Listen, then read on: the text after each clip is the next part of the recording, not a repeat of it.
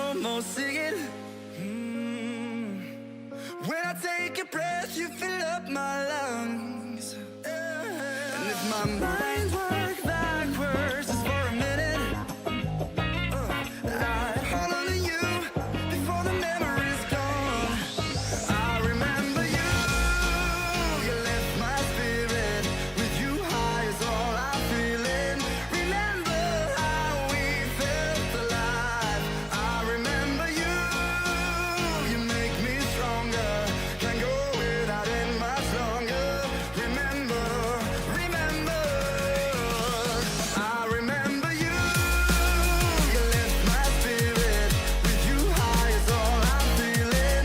Remember how we felt alive. I remember you, you make me stronger. Can't go without it much longer.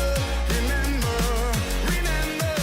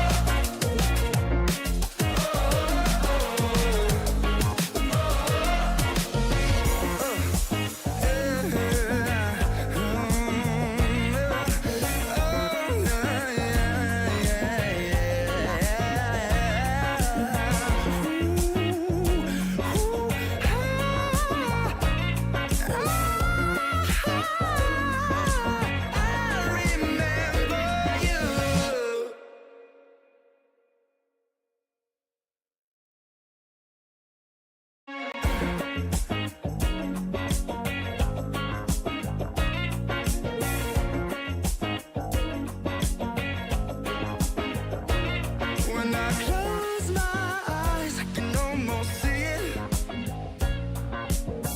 When I take a breath, you fill up my lungs.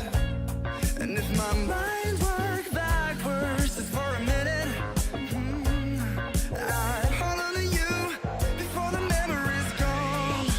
I remember you, you lift my spirit. With you high is all I'm feeling. Remember how we felt alive. I remember you, you make me stronger. Can't go without it much longer. Remember, remember, I remember you, you lift my spirit. With you high is all I'm feeling. Remember how we felt alive. I remember you, you make me stronger.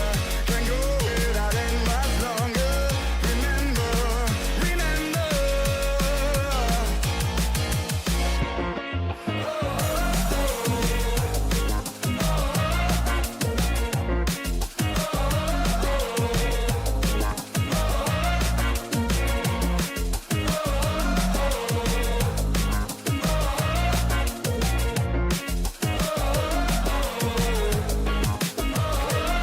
When I close my eyes, I can almost see it.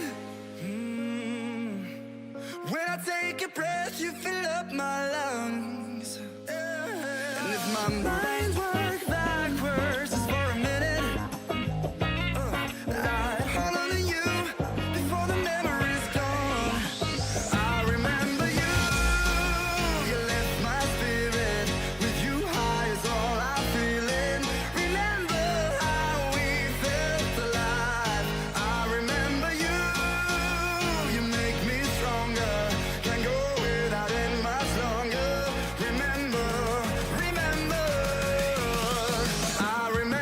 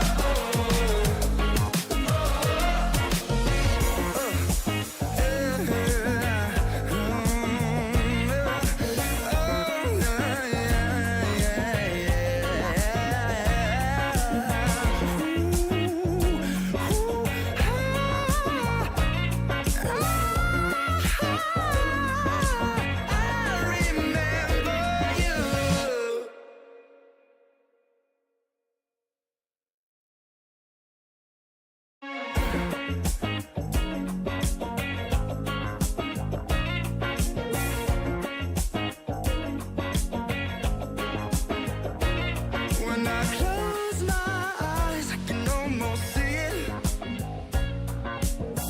When I take a breath, you fill up my lungs. And if my mind works backwards just for a minute, I'd hold on to you before the memory's gone. I remember you, you lift my spirit. With you high is all I'm feeling. Remember how we felt alive. I remember you, you make me stronger. Can't go without it much longer. Remember, remember, I remember you, you lift my spirit. With you high is all I'm feeling. Remember how we felt.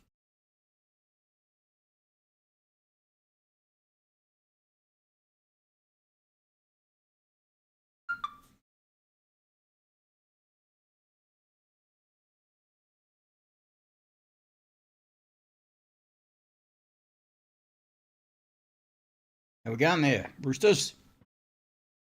You cut in a bit early, that's all right. How we going, Steve? Good to see you on. Well, welcome back to Mancave Sessions, September edition. You know the drill. We chat bikes and racing and all that good stuff in between. Grab yourself a cold beer, sit back, and let's get into it. We first off, we've got the 2025 Ducati Supersport, the 950, and for sure, Steve will be interested in this. I'm sure you've seen it, Steve. This is the S model, of course. Fantastic looking bike. Probably a little bit. Obviously a little bit tamer than the old Panigale, but more comfortable. So, yeah. Yeah, Steve, spicy noodles. We'll get into it, mate. I just had my tea. And, yep, part 2 is up and live of the trip we did over that long weekend. We got blown about and water blasted pretty good, but it was a good test for the wet weather gear anyway. But anyway, the Supersport 950. Now this is a freaking beauty, eh? Ducati's kind of nailed it with this, I reckon. Of course, not just the styling, even though it does look like a Panigale. This is the S model. You'll see it's got the Olin stuff there. And of course the different paint job. So I don't think it's got the winglets though, but it's got the Panigale stripes, I guess, gaps there, just like on the Panigale. Yeah, this is it. This is the like I say, this is the new 900 SS, like Supersport, I guess. And Ducati have said that no matter what, they're going to be the last motorcycle manufacturer to make sport bikes. They're in it till the end. Sport bikes is their main go, and it looks like they've hit it pretty good with this. It's got a 937cc Testastretta twin, of course, pushing 110 horsepower, weighs about 184 kilos, and the S model, of course, like I said, comes with fully adjustable Olin suspension. But really what makes this bike special is how it balances sporty performance with comfort. Okay, people complain about the Panigale. You got to be sort of under 25 to be able to ride that for very long with the old wrists and everything.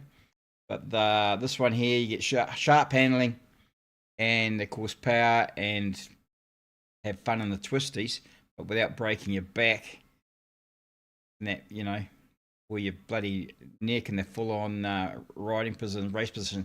So it's perfect for those who want to rip through the windies and do it something that's comfortable enough for longer rides, which of course is most of us, isn't it?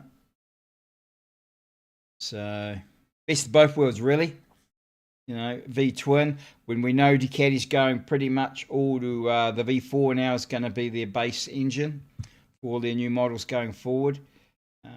So yeah, of course they haven't done a Sport Tourer for a while, have they, Steve? I don't know what closest to this would have to be the closest to Sport Tourer.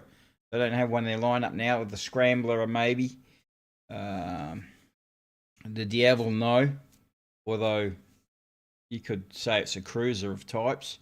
But anyway, this bike, now Snowy's coming down riding in a couple of weeks, and I'm going to show him the local roads. Snowy's my old racing mate from way back, and he's coming down in a couple of weeks, well, actually about 3 or 4 weeks, and he wants to do all the roads that we did in those last couple of videos.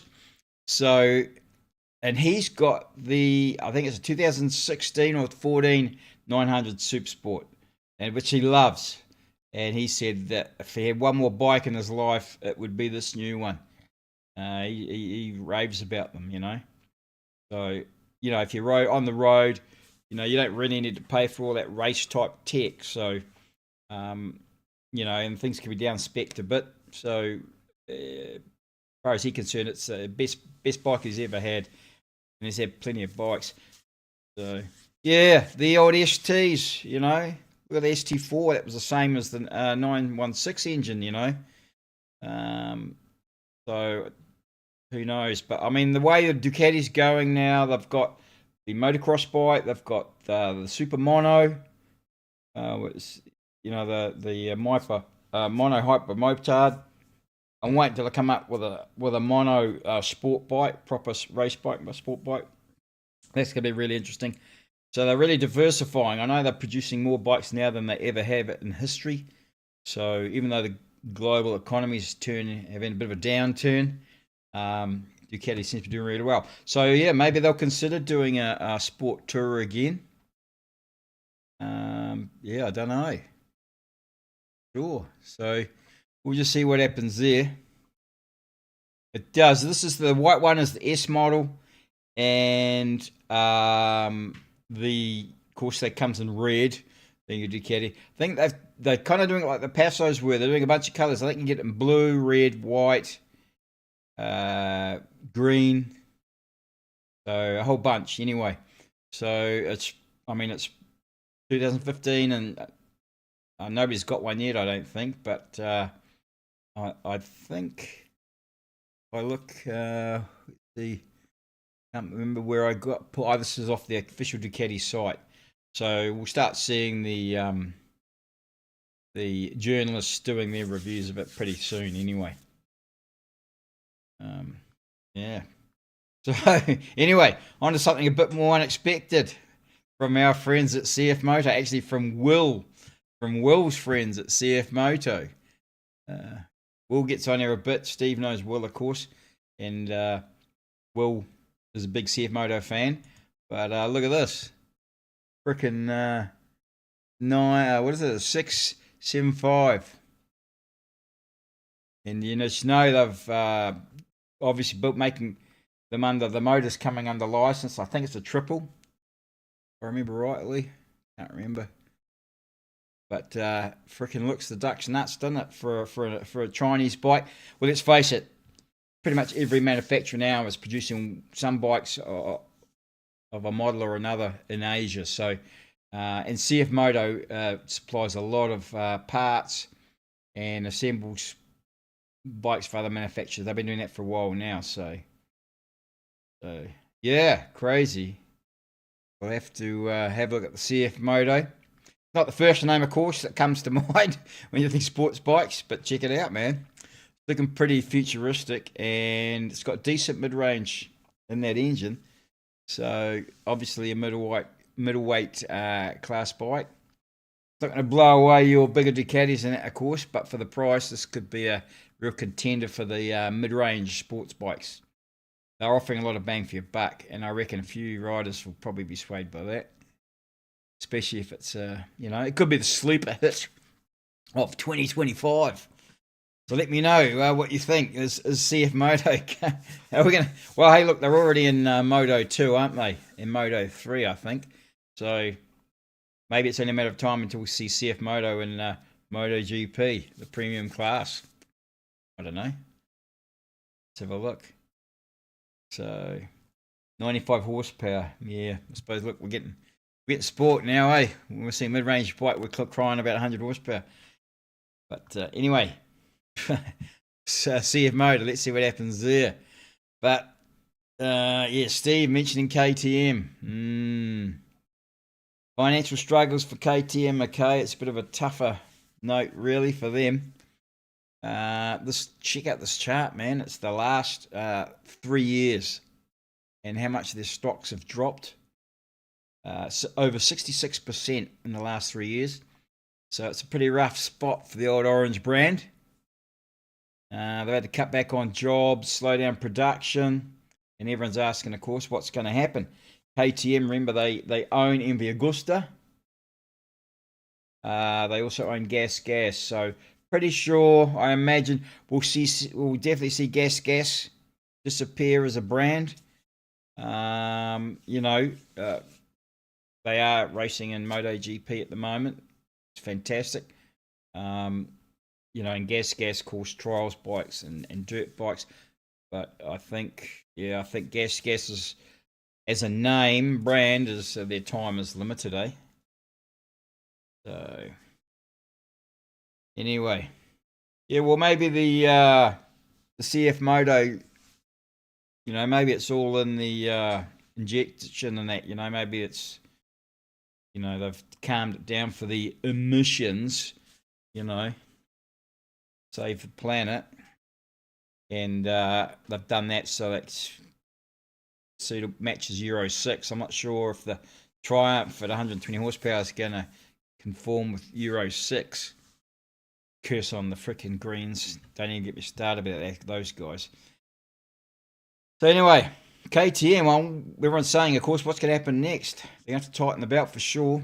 I don't expect to see many new models coming out from KTM. Got to say, you know, they're not going to die, I don't think. That, you know, they do have a strong brand presence, and they do produce good bikes. We know that they've had some issues over those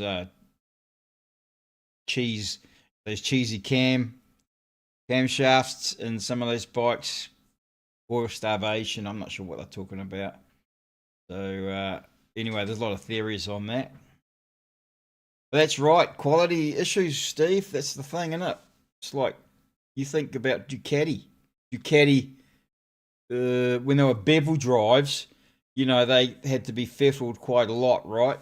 Shimmed up and all that, and the bevel shimmed and all that sort of stuff. And so Ducati got this reputation of being a high maintenance bike, and they've kept that ever since. And only reason why I can see is because people look at, you got to change the belts every 20,000 Ks. Oh, it's a high maintenance bike. Well, it cost me X amount to get my belts changed and my bike. Well, that's because on a Panigale and just, you know, any of these full fairing bikes, it takes them the first hour just to get all the plastic off, right? So, you know, I've got a early Multistrada 2004. You know, the ugly ones. Steve's had one. Mine's done almost 90,000 Ks. And I put a new clutch in at about 75,000, which was easy to do. It was only an hour job. And the belts takes probably about, I don't know, 25 minutes, half an hour to do. No fairing to take off, of course.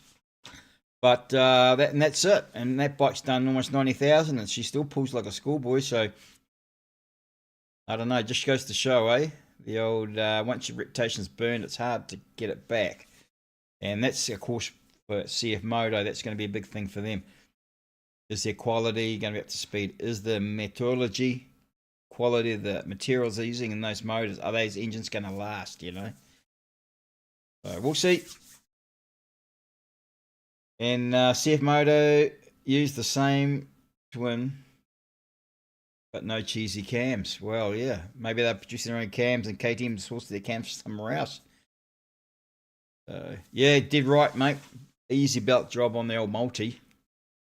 I don't know what all the fuss was about when I first got into it. Oh, YouTube helped me work out my first belt change by myself. pretty straightforward. Anyway, yeah, so let's see what happens with KTM. Then they're not going to fall away completely, but they definitely have to do something. I'm not counting them out just yet. They've been fighters in the past. Remember, they were, if you think KTM, 15, 20 years ago, all they were was dirt bikes. You never saw a KTM road bike, so they've come leaps and bounds. But I imagine they're competing pretty hard with Ducati, and Ducati's really got their shit together at the moment. So, you think Will's going to get 450? Yeah. I haven't spoken to him for a while. Are you here, Will? You in the chat? Say good day if you're in the chat, Will. And actually, anybody else that's lurking in the background, I think there's a few there. Or Richard and maybe Yoss. Yep, follow Brad Black. He's awesome, eh? Brad Black's a Australian based in Melbourne. He's not even that old. He's probably late 40s, early 50s. But he left school and did his trade in an Italian motorcycle dealership. He knows Ducati's bevel drives right through to modern ones, inside and out, amongst all the other Italian bikes. Got a really good YouTube channel.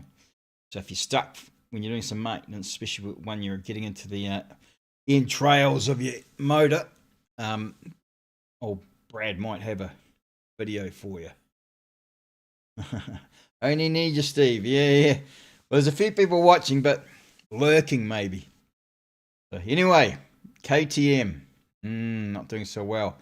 And hasn't MotoGP got interesting? Marc Marquez, of course. He finally won a GP after, how long was it? I can't remember. Like 3 or 4 years. He had injuries and all that sort of stuff. Anyway, finally won his first GP after... And not only that, he went next weekend and won the next GP and the sprint race. He's had 3 wins in the last month. So probably a bit late in his charge to make any difference to the race between Bagnaia and Martin, but still that's pretty good for him, and on a Ducati too. So, you can remember he'd been on Hondas for most of his career. So satellite team too, so he's not getting the 2024, he's on the 2023 bike, not the 2024. So, and of course, this was all happened at Misano, which is near Rimini in Italy. And we've got this weekend coming up at the same track. So, same track, 2 GPs in a row. He's got another possible, he's on fire at Misano, so they'll be racing there again this weekend. So we'll see what happens there. But I think he's currently running like 3rd. A fair way back from the other 2, but still. So if you're a big Marquez fan, which a lot of people are, you're either a big fan or you're not with him, you should be pretty pleased with that. So, yeah, Aragon, and then Misano, and then, of course, he's got another chance this weekend coming up. So that's good to see anyway, that he's obviously got his injuries sorted out and he's back in the game. Make it more interesting. More exciting for everybody. What else has been happening? Well, the first ride of the summer season. So it was right at the very beginning of first days of spring. We knew it was going to be a bit, iffy on the Saturday, but damn the torpedoes, we're going. So there's I think 5 of us went down. And, started off nice. And if you watch the videos, especially the first one, you'll see in the morning we left Moeraki, nice little beach town. Stayed at Stretcher's place there. When we left in the morning, it was just still and calm, and warm, and it was all like nice. But we knew the shit was coming, and sure enough, it came just exactly how it was supposed to forecast. But we did do some roads I hadn't done before. So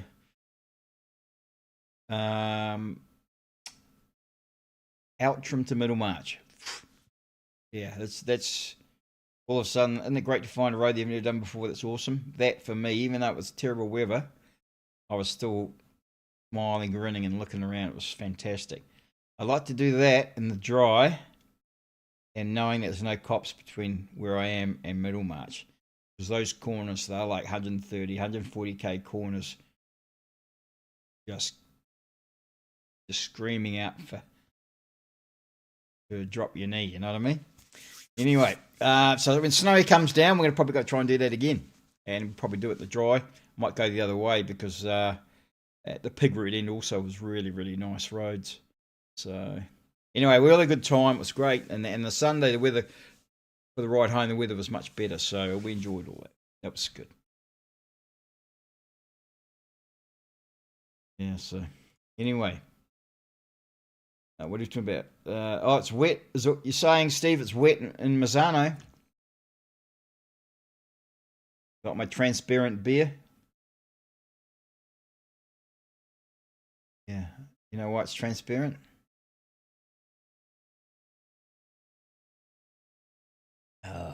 Anyway, green bottle. So yeah, so the Stonelight Balls, that's at Moeraki. Old Stretch has got a holiday home there, so that's where we camped at. Really nice. And that's where those giant boulders are that sort of sticking out of the sand. They're like giant marbles. Are right there. It's a cool place. Cool place. Now that it's a really, and for us, it's a really good base because the Pig Route, famous Pig Route, starts about 10 minutes down the road. So 10 minutes down the road, and you're into freaking unreal riding. It's just, it's beautiful riding to Moeraki. Actually, you go on the coast, especially just after Moeraki. You get along the coast, and there's a big beach. It's kind of like the Great Ocean Road. It reminds me a little bit there, Steve. So anyway, Steve, I don't know if you know about Steve. Steve built a TD2. I think I talked about this last month. He sent me a bunch of photos over of the rebuild, so I'm slowly putting that together in a bit of a montage type video with the, of course, with the thing fired up at the end. So it's in the pipeline, but it's going to be a little way away yet. But yeah, good video. And of course we've got street races at Greymouth coming up. Kim L, if you were here listening, I'm not sure. I was going to message you today and see whether Kim's going to be at the street races in a work capacity or whether she's just going to ride over and hang out. Yeah, we'll be riding over street races on the Saturday. Yeah, Snowy will be coming with us on that. That'll be my final ride for a while with Snowy. If you remember Snowy, if you watched any of these videos of mine from the start on the YouTube here, it was one where we did the Coromandel Loop. I think it's called Coromandel Loop. Anyway, I did it with Snowy, but I was a little bit hungover. And much to Snowy's disgust, I was not at my riding best. And he cooked me a big, beautiful breakfast, which unfortunately I left on the side of the road halfway round and donated it to the possums. But anyway, much to Snowy's disgust, my riding was quite subdued, let's just say. So anyway, just to let you know, Snowy, when you come down in 3 weeks or so, I'm ready to rock. I'm much better shape than I was when you last rode with me up there. That was a couple of years ago. Anyway, what else has been happening? Steve, have you been doing much riding over there?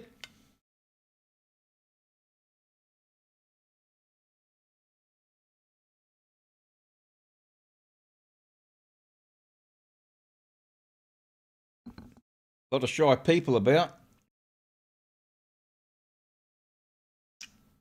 I think we've got somebody else is on, but they're not talking. But there might be a reason for that. Oh, that's right. So in part one, when I took off, now I mentioned then I says, we had a bit of drama. See, so we left Geraldine down here, and freaking before we got a K out of town, I was my instrument panel on my screen was flapping away like really badly, and I thought, oh, something's going on here. And I stopped to try and fix it and had a look. I didn't know what to do, and then carried on. I thought, nah, something's wrong, so I stopped. And it turned out that there's a cast alloy bracket, not really subframe, but a bracket that holds the instrument panel on and the screen. And there's just a single bolt on each side that bolts straight into the on each side, cap screw on each side that bolts into the top trim clamp. And one of them had snapped off just above where it got bolted in. Now, I think it might have snapped off when I did that video about getting old, and I hit that forward at, I don't know, 80 something Ks. And I got a bit of air, and I think it didn't like it. And of course, I had the GPS on and the extra sort of Meccano framey thing to hold the GPS next to the instrument panel. So it could have been extra weight on there, which didn't help it. I don't know, but they're quite sturdily made, but they are cast. Anyway, for whatever reason, it broke. So, but I managed to get a second-hand one from Brent up at the Italian motorcycle company. Awesome freaking guy to deal with. He had one on the shelf, so I had a replacement down here pretty quick. The sad thing was that I had to take all the stuff off I just put on a couple of weeks before. I had to take off the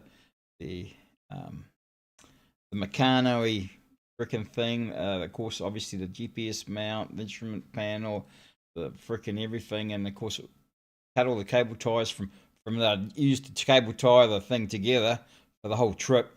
As you said, Steve, yeah, cable ties saved. It was actually solider. By the time I put some big cable ties and cranked it down, it was actually solider than what it was before. But anyway, to get rid of all those, and of course I'd routed all the wiring for the GPS and the heated grips, which I'd only just recently put on as well. So I had to cut all those off and get them out of the way. Finally got to the triple clamp, replaced the thing, boom, went on.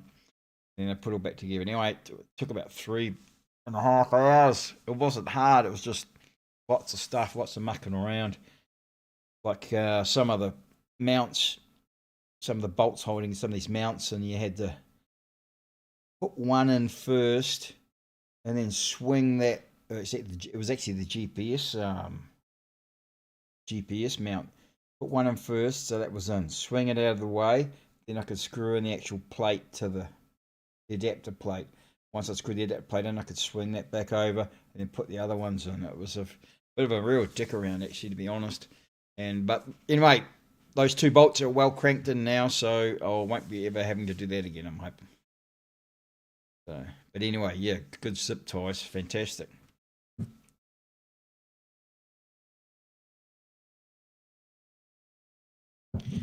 Well, everyone's quiet tonight. Don't know where everybody is.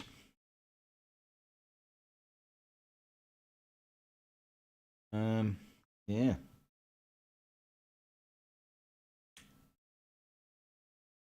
Don't know what we do now, Steve. No one else wants to talk to us.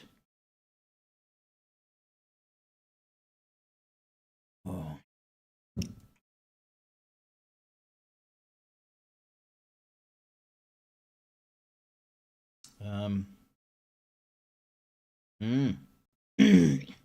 Yeah, very quiet, Steve. I don't know where everybody is. All the usual suspects about doing other stuff.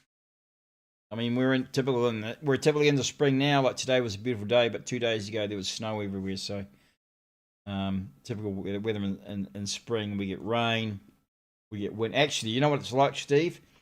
Here is like Melbourne. Here in spring is like Melbourne. You get rain, wind. I don't know if you get snow, but we get snow here. And then the next day it can be all sunny and 22 degrees. That's what it's like. But we get a lot of wind as well, northwest winds. So makes the riding a bit interesting. But anyway, we'll see. Yeah. Oh, no, it's good, Steve. We'll gonna get you on live. Maybe next month if you're up for it. Did you get your prize, your subscription prize the other month? I know you did because you said you did. Actually, I'm just thought with that give us something to talk about. Got the footy finals coming up this weekend, grand final next weekend. Right on. Oh, it's good. Are they going to have it in Melbourne?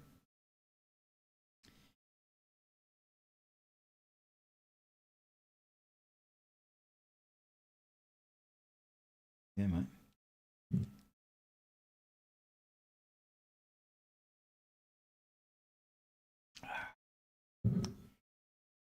Now, tell you, Steve, I'm going to pick your brain a second, eh? So, anyway, after I went to Italy and that, and I did the video of the Ducati museum, and the inside the museum, my camera was wasn't very good actually, to be honest, because I left it on manual, and it was dark inside the museum. And then to make matters worse, it was fluorescent lights. So to get rid of the flicker, I had to drop a thing on. Anyway, it sort of mucked around with it. It wasn't very good footage inside the museum, but the outside was fine. So, yeah, crazy, mate. I know you've been busy, eh? I can tell you've been busy, and you said it the other day. So, so I did the video, and then the New Zealand, was a dock owners group, a club in New Zealand, and that I put a post in there. Somebody was asking about, the museum in Bologna and how everything works and all that sort of stuff. So I gave them some tips and a couple of other people that were going over. Anyway, one of the guys is there right now, a guy called John Rowe. He's over there right now.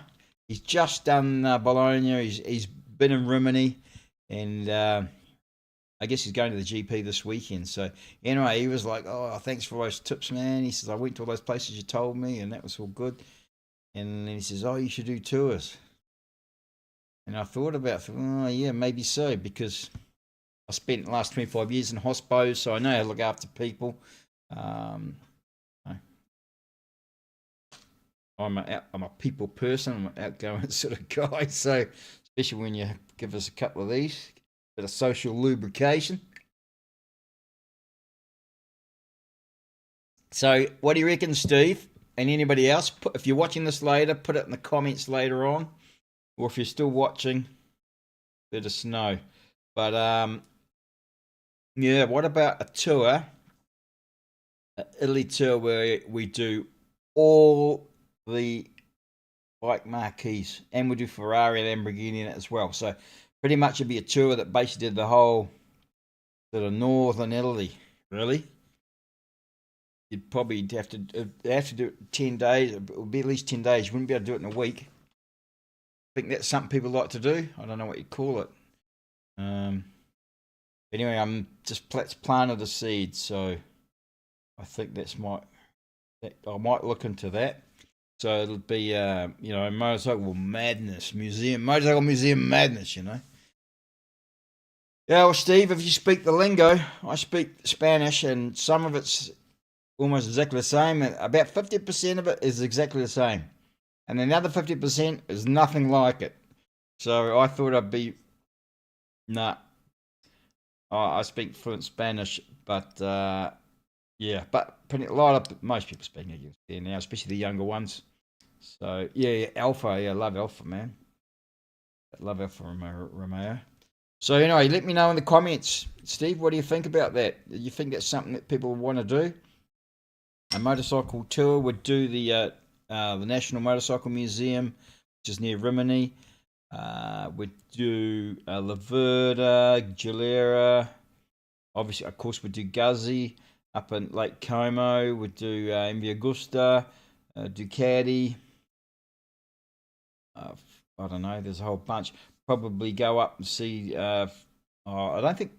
I know with Dionysius, but I don't think they have a factory tour or anything like that. But I think they've got a little museum, but I don't know if it's worth all the effort of getting there.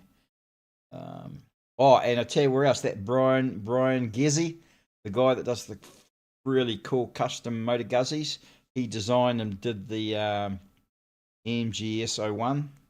really hardcore Guzzy track bike. Yeah, I'd like to see his workshop on that too. So yeah. Anyway, let me know what you guys think about that. Yes, well, that's interesting that SEMA on that because I'm thinking about doing that. So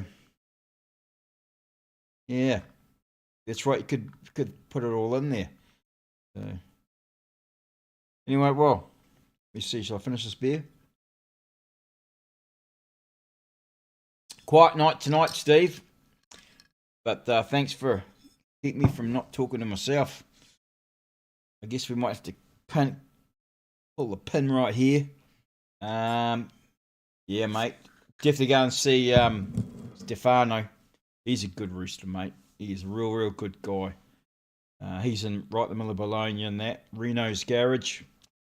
If you haven't been, just get on Facebook. He's got a good Facebook page. But Reno's Garage, I'm actually a bit naughty because I started working on a Reno's Garage YouTube video, and I sort of, I don't know, wasn't flowing all right, so I sort of parked it up and I haven't done it much. So yeah, I don't know. November's no good. We'd want to do it. I think we'd do it in.